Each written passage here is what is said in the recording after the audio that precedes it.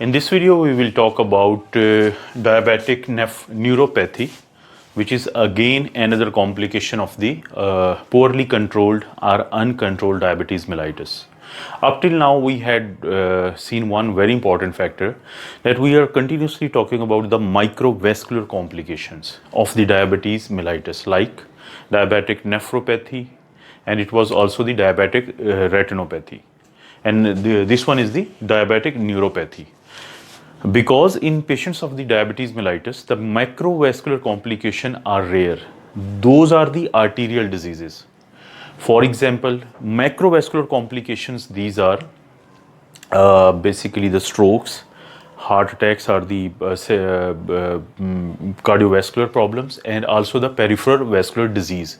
These are more related with the poor management of the hypertension, which we will discuss some other time.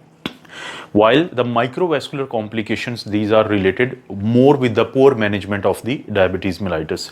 Now, there was a question a couple of days back.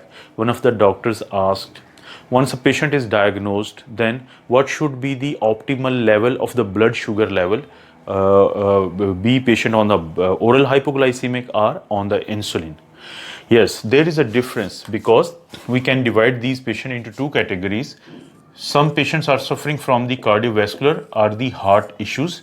There, the level of the blood sugar, if it is the fasting, it needs to be kept less than 110 milligram per deciliter.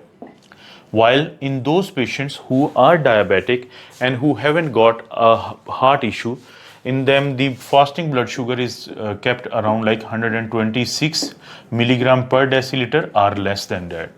While the random blood sugar or postprandial blood sugar is kept less than 180 milligram per deciliter in those patients who are suffering from the cardiac issues. While those who have got no cardiac problem, there we keep the blood sugar level less than 200 milligram per deciliter. These are the ones who are already diagnosed diabetic and who are either being managed on the oral hypoglycemic or insulin therapy. So, talking about the diabetic neuropathy, let's first of all break this terminology into the words. Diabetic, these are the patients who need to be diagnosed cases of the diabetes mellitus, or they are undiagnosed but they are hyperglycemic for a long time.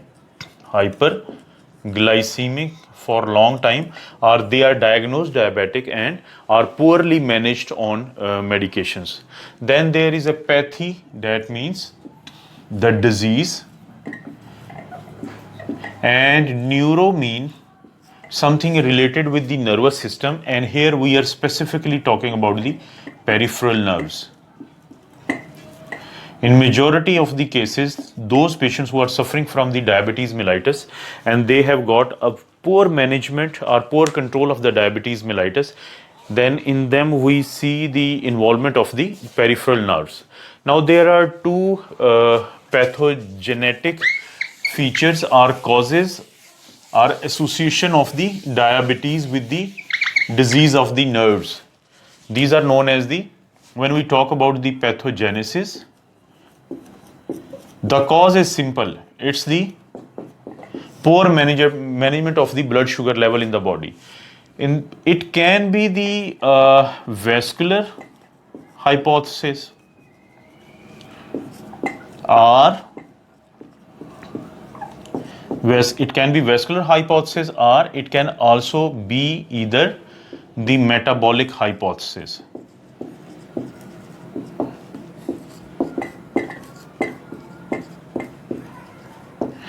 In the vascular hypothesis, it is said that there is a group of the arteries which we call the vasa venorum.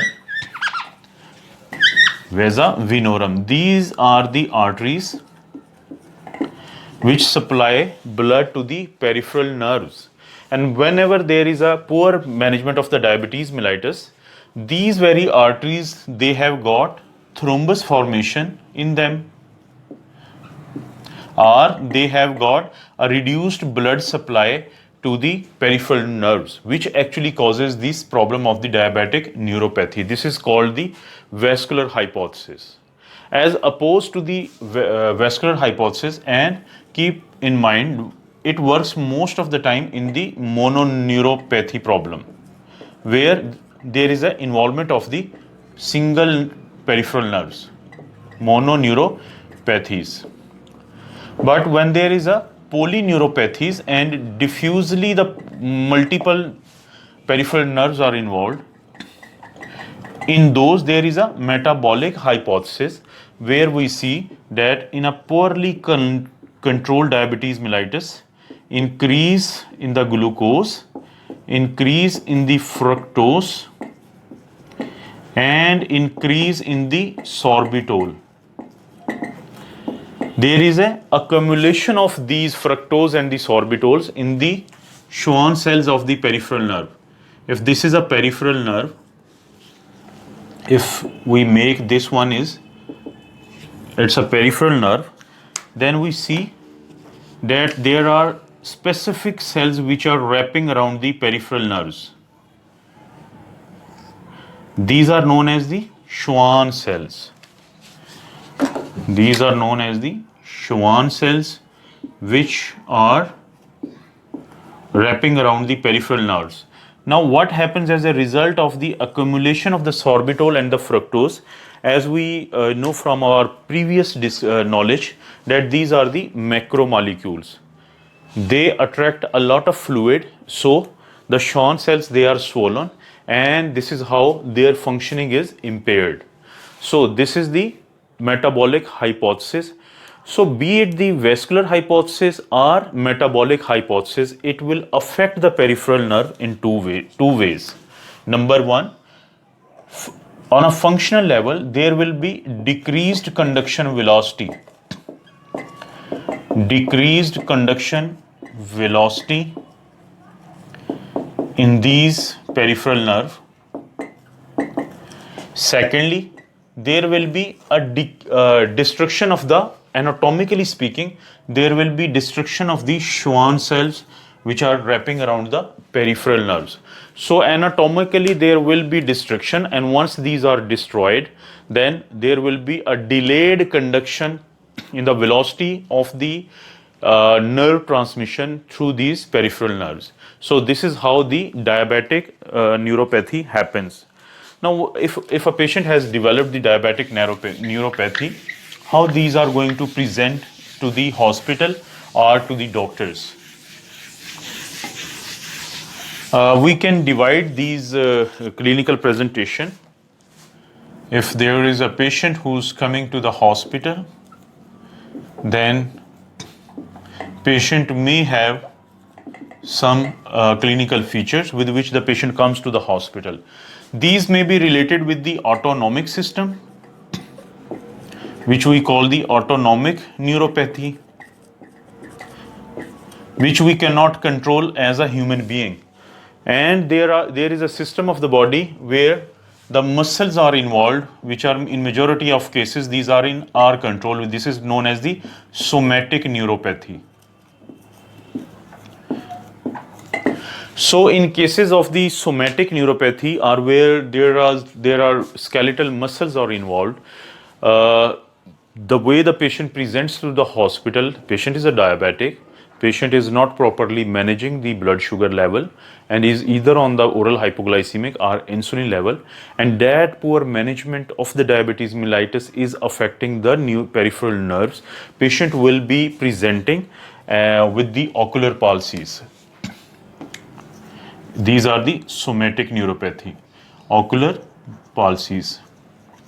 Now what happens that the pupillary reflex is not affected because that remains okay. But the ocular muscles, extraocular muscle, especially the third and the sixth nerve, they are involved. There will be no pain of the ocular motor muscle are the muscles which are being controlled by the oculomotor nerves, but there will be some defects in the movement of the eyeballs around the within the eye. So it can be ocular palsy. There may be the wasting of the small muscles. Small muscle wasting.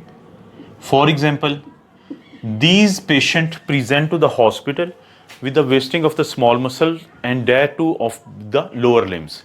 The interosseous muscles, they are affected the most, and that gives a very specific picture of the lower limb, especially the ankle joint, which we call the Charcot joints or neuropathic joints. What happens that these interosseous muscles, they become weak. There will be high arches and there will be more and more pressure on the heads of the metatarsal, especially the first metatarsal. Then there will be a callus formation, and ultimately it will result in the formation of the ulcer over there. So these patients do present with the weakness of the small muscle of the lower limbs. But if the upper limbs are mainly involved, you need to look for some other causes of the muscular problem.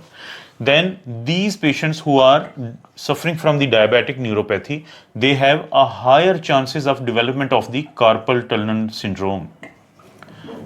Carpal tunnel syndrome. What happens in these patients of the carpal tunnel syndrome, that the median nerve, it is affected and it's entrapped in the carpal tunnel, and then the medial side of the hand has got numbness, it has got pain, and these are the features of the carpal tunnel. And these patients who are diabetic neuropathic patient have got higher chances of development of the carpal tunnel syndrome. But you are to make the difference between the two, because the management is different for these patients. Then patient may be suffering from amyotrophy. Now what happens in the amyotrophy? In amyotrophy, there is a weakness of the lower limbs muscle, especially the quadriceps, and it will be asymmetrical. It will be very painful. It happens in majority of the elderly patients, so it can be another presentation in these patients. And sometimes these patients present with the painful neuropathy. Painful neuropathy. And especially when these patients are sleeping and they are coming close to the bed clothes, it becomes very, very painful for these patients. They cannot tolerate the pain. There is a pins and needle sensation, and these patients complain a lot of pain, especially when they are in the bed. So it's a painful neuropathy which happens in these patients. And there can be neuropathic joints or neuropathic feet. What happens in neuropathic, that there is a specific shape of the feet, and patient also complains a lot of pain when patient is moving. For example, first of all, the patient loses the sensation. In neuropathic foot or in the lower limb, there will be a loss of the proprioception. There will be loss of the pain, especially initially the patient loses the deep pain sensation and then the superficial pain sensation. And there will be also the loss of the touch and pressure. So patient, when they are washing their faces, or when they try to walk during the night in the dark, because there is a loss of proprioception, they can fall. And initially they will have pins and needle sensation, and there will be hyperesthesia or increased in the sensation. So all these are the presentations which are mostly related with the somatic system of the body. Then comes the autonomic neuropathy. Now this part of the body or this system of the body is not under the control of the voluntary system or under the control of the person. So it happens all by itself. For example, when these patients, they are eating something, there will be a lot of sweating on the face, neck and the forehead, this is known as the gustatory sweating. All those patients who are suffering from the diabetic neuropathy will have this problem, gustatory sweating, or a sweating which is happening or which is occurring. There will be a profuse sweating on the forehead, on the face and neck when person is someone is eating. So it causes lot of sweating. There can be cardiac denervation, or if I explain it, cardiac denervation, as if someone has been given a transplanted heart. Why? Because there is a neuropathy of the parasympathetic system, or the vagus nerve, or the 10th nerve. So what happens in these patients that during rest they may be tachycardic, and when they try to stand from the sitting position, there will be a drop in the blood pressure, which we call the postural hypotension. Normally there will be a drop of only 10 millimeter of the mercury, but in patients of the diabetic neuropathy the drop will be more than 30 millimeter of the mercury, which we call the postural hypotension. Postural hypotension. And as a result of the cardiac denervation, there will be vasodilatation and the feet will be warm, but there will be no tachycardia. So these patients have got warm feet and a bounding pulse. So when they are sitting, they are at rest, there will be tachycardia because of this cardiac denervation. And also when someone is trying to have a Valsalva maneuver, then there will the difference between the R to R wave will be less than as compared to the normal person. What happens during the Valsalva maneuver, that you ask the patient to pinch the nose, and patient is trying to blow the air against the closed nostril and closed oral cavity. So during that Valsalva maneuver, or when the patient is trying to get up from the lying position, the R to R difference will be less as compared to the normal person. So these patients have got cardiac denervation. Then there will be gastroparesis. What is gastroparesis? In gastroparesis, there is a gastrointestinal system are the guts, and paresis mean paralysis, are they are not moving as fast as they are supposed to do when they eat something. So there is a decreased transit, or the stomach and the guts, they are not emptying as normally as it happens, so they have vomiting. What we do in these patients, most of the time we place some devices, or we can also inject botulism, so that there is a paralysis of the pyloric part of the stomach and the food passes forward. During the night time, these patients do develop diarrhea, and sometimes they also develop steatorrhea. Why? Because of the overstay of the food in the guts, there will be bacterial overgrowth, and that overgrowth causes the diarrhea. And for these patients, then we use the tetracycline. So gastroparesis is another symptom, and it can also result in the diarrhea. And these patients also have some atonic bladder. Why they have atonic bladder? Because there will be as a result of the diabetic neuropathy, the nerve stimulation to the bladder is decreased. So even when the urinary bladder is full, there will be no urge to sort of like urinate. Ultimately it becomes distended, and we are to pass the Foley's catheter. Sometimes we do it like intermittently, or sometimes we are to pass it permanently. So this is again a complication of diabetic neuropathy, that there will be a lot of urine stay in the bladder, there will be no urge, and it can also cause the infection, and it can also cause the back pressure to the kidneys, which can damage the kidneys. There can be erectile dysfunction.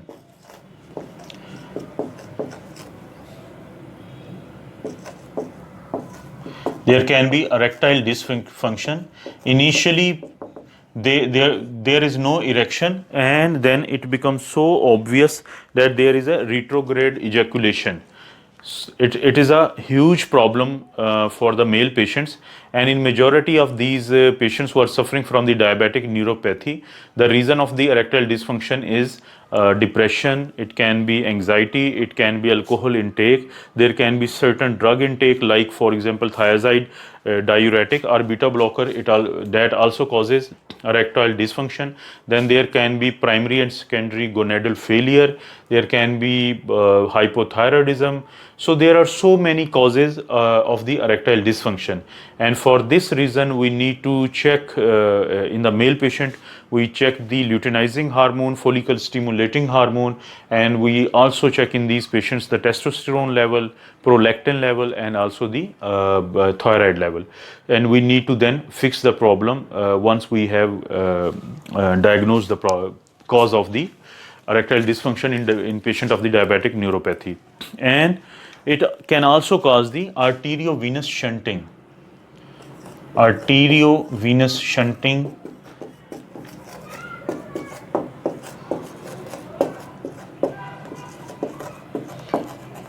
is another presentation in the patient of the diabetic neuropathy. Now, once these patients have presented to the hospital and the doctor has diagnosed these cases, how we are going to manage the cases of the diabetic neuropathy? You need to properly educate the patient, and you need to reassure the patient that if the compliance of the management to the diabetes mellitus is increased, then patient will get a definite benefit from the use of the proper medication, and keeping the blood sugar level within a certain limit will help the patient get relief from the complications of the diabetes mellitus, including the diabetic neuropathy. But if patient is presenting with the pain in the legs, and patient and this is known as the debilitating pain, which is making a lot of problems for the patient, and patient has developed the painful neuropathy. If patient has got painful neuropathy, then there are certain group of the drugs which we can prescribe to these patients to get relief from the diabetic neuropathy or the painful neuropathy. These are the duloxetine.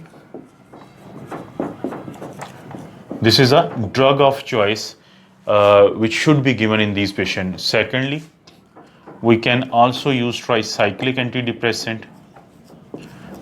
Tricyclic antidepressants is also of choice. Then it can be pregabalin. We can also use gabapentin. We can also use mexiletine. Then another choice can be sodium valproate.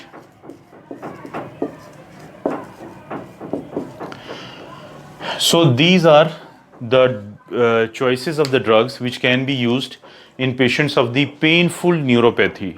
These are the duloxetine, tricyclic antidepressants, pregabalin, gabapentin, mexiletine, valproate, and lastly we can also use the carbamazepine. These can be used for painful neuropathy. Carbamazepine. So these are the drug of choices, especially the duloxetine for the acute painful neuropathy.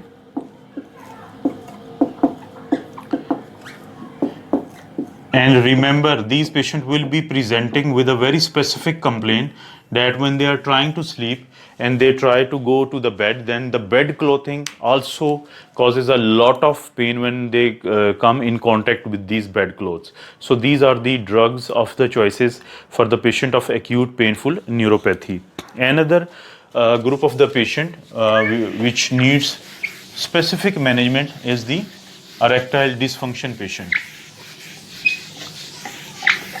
So, what is the drugs we use in erectile dysfunction patient? Erectile dysfunction patient, because it can become a social embarrassment and it can affect the personal life of the patient, and it can put a lot of strain to the lives of the couples who are suffering from these problems. So you need to be very sympathetic towards them, you need to counsel them, you need to be very humane towards them, that this is a problem which is a manageable. Because if we do not manage erectile dysfunction in the patients of the diabetic neuropathy, it can affect their interpersonal relations. So what are the options we have got? We have got nitrates, especially the phosphodiesterase,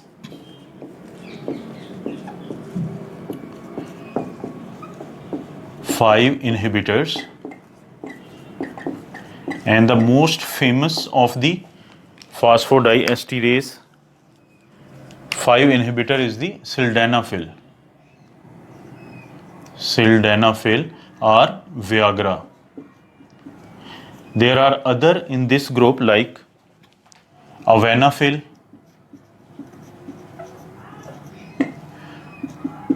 tardanafil.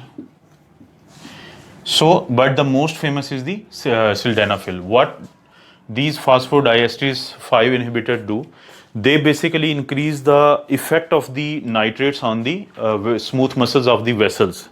So this is how they can increase the blood flow to the urethra, and that will improve the erection in the patient. And but there is a problem that all those patients who are either on the nitrates for the cardiac problem, they should not be given these medications, are those patients who develop the complications or the side effects of the phosphodiesterase 5 inhibitors, like the headache and the green color to the VN. Then they can be put on other options to manage the erectile dysfunction. So what are the other option is? One is the apomorphine. Apomorphine is another option to manage the erectile dysfunction. We can give 2 milligram or 3 milligram sublingually, and it can be given 20 minutes before sex.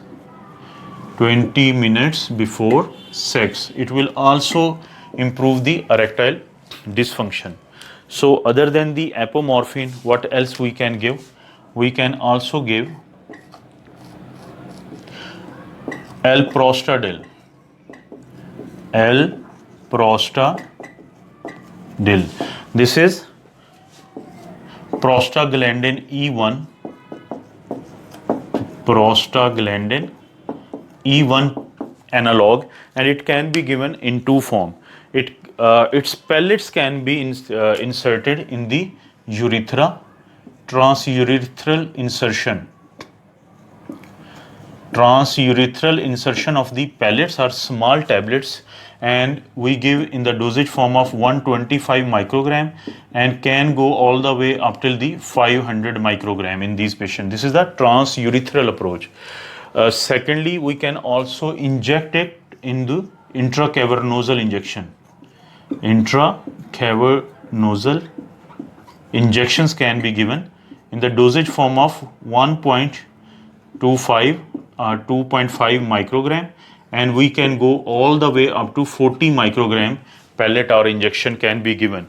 So it causes increased flow of the blood in the urethra, and it will manage erectile dysfunction. But all those patients who develop priapism or sustained erection and it stays there for more than 3 hours, then you are to manage that as well, otherwise it can cause the gangrene of the urethra.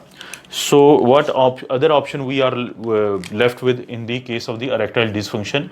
It can be option of the TENS, which is the transepidermal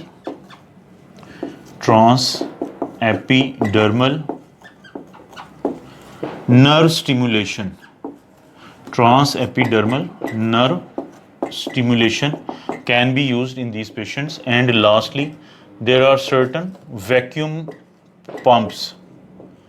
Vacuum pumps can be used to improve the erectile dysfunction, wherein a pump is applied on the urethra and it causes the vacuum in that area and ultimately increases the blood flow. That is another management of the erectile dysfunction.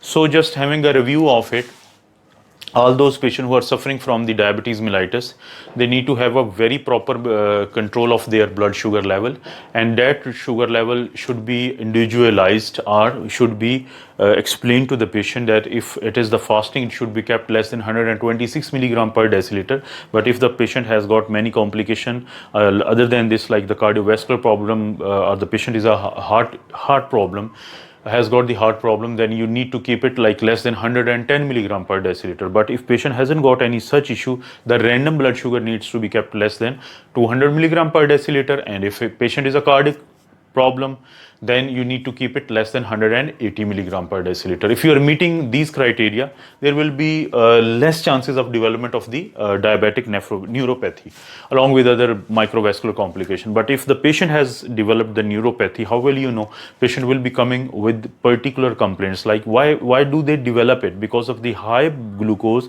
there will be high fructose, there will be high sorbitol. It will get accumulated in the Schwann cells which are wrapping around the peripheral nerves. They'll draw a lot of fluids. There will be osmotic swelling of the Schwann cells and it will impair its function. This is known as the metabolic hypothesis. The vascular hypothesis explains that there is a specific group of the arteries which supply the peripheral nerves, which we call the vasa venorum. So when there is a clot formation over there is a thrombus formation or impaired blood supply because of the diabetes, that will lead to the destruction of the peripheral nerves. So it increases the delay in the conduction velocity of the nerve stimulation through these nerves. So these patients can present with a lot of complaints. Majority of these patients comes with the loss of sensation. They can be paresthetic, dysesthetic. They may have pins and needle sensation. They'll complain as if they are walking on the cotton wool, or they'll complain that when they wash their faces and they just close their eyes, there is a loss of the proprioception. Like if I am standing in front of you and I'm not falling on any side because my sense of proprioception is intact. But in those patients, either when they are in the darkness or they are trying to face their wash, they just fall on one side because of the loss of the proprioception. There is also the loss of the touch and the pain sensation.